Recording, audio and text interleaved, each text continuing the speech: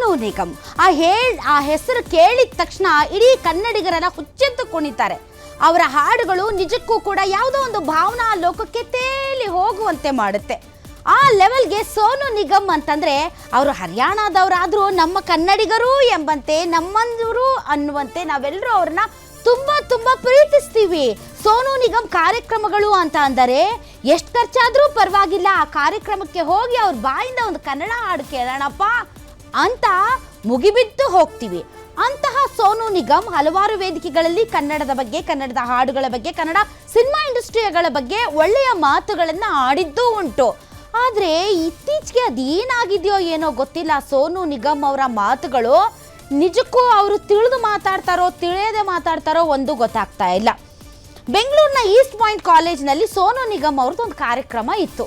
ಸೋನು ನಿಗಮ್ ಅವರು as usual ಆಗಿ ಹಾಡ್ತಾ ಇದ್ರು, ಹಿಂದಿ ಹಾಡು ಹಾಡ್ತಾ ಇದ್ರು. ಯಾರೋ ನಮ್ಮ ಕನ್ನಡದ ಹುಡುಗ ಕನ್ನಡ ಹಾಡು ಅನ್ನಂತೆ ಹೊಂದಿದ್ದೆ ತಡ ಸೋನು ನಿಗಮ್ ಅವ್ರಿಗೆ ಪಿತ್ತ ನೆತ್ತಿಗೆ ಏರ್ಬಿಡ್ತು, ತಡ್ಕೊಳಕ್ಕಾಗಿಲ್ಲ. ಹಾಡೋ ಹಾಡನ್ನ ಅರ್ಧಕ್ಕೆ ನಿಲ್ಲಿಸ್ಬಿಟ್ಟು ಕನ್ನಡ ಕನ್ನಡ ಕನ್ನಡ ಅಂತೀರಾ ನೀವು, ಹಿಂಗೆ ಕನ್ನಡ ಅನ್ನೋದ್ರಿಂದಲೇ ಅಲ್ಲಿ ಪಹಲ್ಗಾಮಲ್ಲಿ ಆ ಒಂದು ದಾಳಿ ನಡೆದಿದ್ದು ಅಂತ ಅಂದ್ಬಿಡೋದ. ಕನ್ನಡ ಅಂತ ಅಂದಿದ್ದಕ್ಕೆ ಪಹಲ್ಗಾಮಲ್ಲಿ ದಾಳಿ ನಡೆದು ಬಿಡ್ತಾ. ಇದೇನು ಅವ್ರೇನು ದಡ್ಡತನದ ಪರಮಾವಧಿ ಅಂತ ಅನ್ಸುತ್ತೆ ಸೋನು ನಿಗಮ್ ಅವ್ರದ್ದು. ಅಲ್ಲ ರೀ, ಭಾಷಾಭಿಮಾನಕ್ಕೂ ಒಂದು ಭಯೋತ್ಪಾದನೆಗೂ ಅದು ಹೆಂಗೆ ಸಂಬಂಧ ಕಲ್ಪಿಸ್ತಾರೆ? ನೀವು ದೊಡ್ಡ ಸ್ಟಾರ್ ಇರ್ಬೋದು, ನಾವು ಸ್ಟಾರ್ ಅಂತಾನೆ ಮುಗಿಬಿದ್ದು ನಿಮ್ಮ ಕಾರ್ಯಕ್ರಮ ನೋಡ್ತೀವಿ. ಆದರೆ ಒಂದು ಕನ್ನಡ ಹಾಡು ಹಾಡಿ ಸ್ವಾಮಿ ಅಂತ ಅಂದ ತಕ್ಷಣ ಈ ಕನ್ನಡ ಕನ್ನಡ ಕನ್ನಡ ಇಂಥ ಮನಸ್ಥಿತಿಯಿಂದಲೇ ಅಲ್ಲಿ ಪಹಲ್ಗಾಮಲ್ಲಿ ದಾಳಿ ನಡೆದಿದ್ದು ಅಂತ ಅಂದುಬಿಡ್ತಾರೆ ಅಂತ ಅಂದರೆ ಇಡೀ ಕನ್ನಡಿಗರೆಲ್ಲ ರೊಚ್ಚಿಗೆ ಎದ್ದು ಬಿಟ್ಟಿದ್ದಾರೆ. ಬ್ಯಾನ್ ಮಾಡಿ ಸೋನು ನಿಗಮ್ನ. ಅದೇನದು ಕನ್ನಡಕ್ಕೂ ಆ ಭಯೋತ್ಪಾದನಾ ದಾಳಿಗೂ ಏನು ಸಂಬಂಧ? ಭಯೋತ್ಪಾದನೆಗೂ ಭಾಷಾಭಿಮಾನಕ್ಕೂ ಸಂಬಂಧನ ಕಲ್ಪಿಸಿ ಮಾತಾಡ್ತಾರೆ ಅಂತಂದ್ರೆ ಕನ್ನಡ ಅಂತ ಅಂದವ್ರಿಗೆ ಏನು ಬುಲೆಟ್ ಹಿಡಿದು ಗುಂಡಿಡಿದು ಸಾಯಿಸ್ಬೇಕಾ? ಏನು ಮಾತಿನ ಅರ್ಥ ನನ್ಗೆ ಅರ್ಥ ಆಗದೆ ಇರೋದು. ಪಹಲ್ಗಾಮಲ್ಲಿ ನಡೆದಂತ ಭಯೋತ್ಪಾದನಾ ದಾಳಿಗೂ ಒಬ್ಬ ಹುಡುಗ ಕನ್ನಡದಲ್ಲಿ ಹಾಡಾಡಿ ಸ್ವಾಮಿ ಅಂದಿದ್ದಕ್ಕೂ ಯಾಕೆ ಕನೆಕ್ಟ್ ಮಾಡಿ ಮಾತಾಡಿದ್ರು ಸೋನು ನಿಗಮ್ ಅವರು? ಸೊ ನಿಮ್ಗೆ ಅಷ್ಟೊಂದು ನಿಮ್ಗೆ ಒತ್ತಡ ಆಗ್ತಾ ಇತ್ತು, ಇಲ್ಲಿ ಭಾಷಾ ಹೇರಿಕೆ ಆಗ್ತಾ ಇತ್ತು ಅಂದ್ರೆ ಕನ್ನಡದಲ್ಲಿ ಬಂದು ಹಾಡಾದ್ರೂ ಯಾಕೆ ಹಾಡಿದ್ರಿ ನೀವು? ಅಲ್ಲೇ ಇರ್ಬೇಕಾಗಿತ್ತು ನಾರ್ತ್ ಇಂಡಿಯಾದಲ್ಲೇ ಹಾಡ್ಕೊಂಡು. ಕನ್ನಡದ ಹಾಡುಗಳನ್ನ ಹಾಡಿದ್ದೀರಿ ಅನ್ನೋ ಕಾರಣಕ್ಕೆ ಕನ್ನಡ ಹಾಡಿ ಅಂದ್ರು. ನಿಮ್ಮ ಮೇಲೆ ಯಾವನು ಬಂದ್ಬಿಟ್ಟು ಇಲ್ಲಿ ಭಾಷಾ ಏರಿಕೆ ಮಾಡ್ತಾ ಇಲ್ಲ, ಕನ್ನಡ ಮಾತಾಡಿ ಅಂತ ಇದೊಂದು ಕಲ್ತ್ಬಿಟ್ಟಿದ್ದಾರೆ.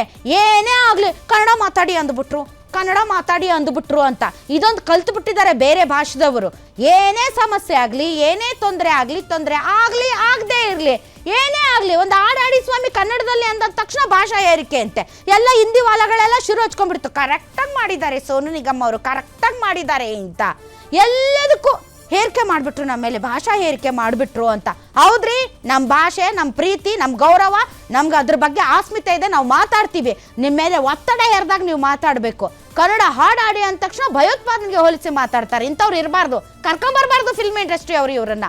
ನಿಮ್ಗೆ ಎಂಥ ಭಾಷಾಭಿಮಾನ ಇದ್ರೆ ನಿಮ್ದು ಅಲ್ಲೇ ಇಟ್ಕೊಳ್ಳಿ.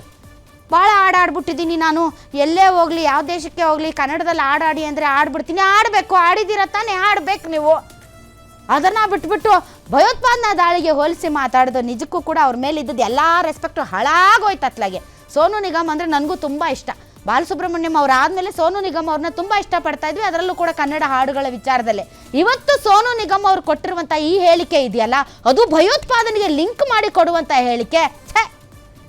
ಎಂಥ ದುರಂಕಾರ ರೀ ಈ ಮನುಷ್ಯನಿಗೆ. ಪಿತ್ತ ನೆತ್ತಿಗೆ ಏರಿದ್ರೆ ದುರಂಕಾರ ಹಿಂಗೆ ಆಗೋದಂತ ಅನ್ಸುತ್ತೆ. ಎರಡ ಇಂಥವು ಸಾಲು ಹೇಳ್ತೀನಿ ಸೋನು ನಿಗಮ್ ಅವ್ರು ಮಾಡ್ಕೊಂಡಿರುವಂಥ ಕಾಂಟ್ರವರ್ಷೀಸು. ಸೊ ಈ ವಿಚಾರದ ಬಗ್ಗೆ ಇವತ್ತು ನಾವು ಡಿಸ್ಕಷನ್ ಮಾಡ್ತೀವಿ. ಇದೇ ಈ ಹೊತ್ತಿನ ಸ್ಪೆಷಲ್. ಕನ್ನಡ ಕೇಳೋದೇ ತಪ್ಪ?